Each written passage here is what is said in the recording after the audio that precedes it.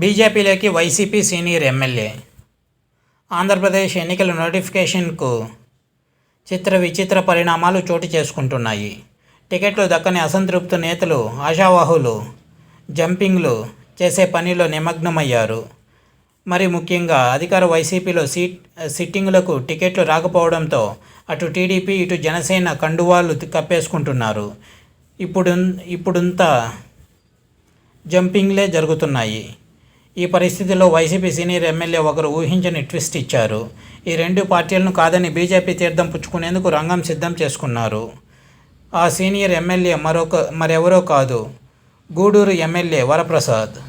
Gudur YCP ticket Meruga మురళీకి అధిష్టానం కేటాయించడంతో తీవ్ర అసంతృప్తికి లోనైన వరప్రసాద్ ఎమ్మెల్యేగా పోటీ చేయాల్సిందేనని భావించారు. ఈ క్రమంలో జనసేన అధినేత పవన్ కళ్యాణ్ను కలిసి పార్టీ కండువా కప్పుకోవాలని చూశారు. కానీ ఎందుకో ఇది వర్కౌట్ కాలేదు. సీన్ కట్ చేస్తే బీజేపీ రాష్ట్ర కార్యాలయంలో వరప్రసాద్ ప్రత్యక్షమయ్యారు. బీజేపీ రాష్ట్ర అధ్యక్షురాలు పురంధేశ్వరితో ప్రత్యేకంగా భేటీ అయ్యారు.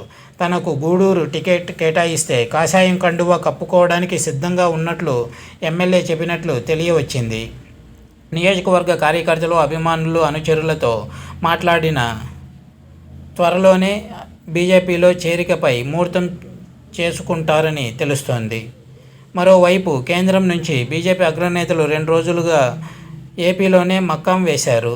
టీడీపీ, జనసేన, బీజేపీలో కూటమి ప్రత్యర్థులపై తీవ్ర కసరత్తే జరుగుతోంది. ఆదివారం నాడు పవన్ కళ్యాణ్తో, సోమవారం నాడు టీడీపీ అధినేత చంద్రబాబుతో కేంద్ర మంత్రి షెకావత్ బృందం సుదీర్ఘ చర్చలు జరుగుతోంది. ఇవాళ సాయంత్రం లోపు అభ్యర్థులు దాదాపు ఖరారు అయ్యే అవకాశాలు మెండుగా ఉన్నాయి.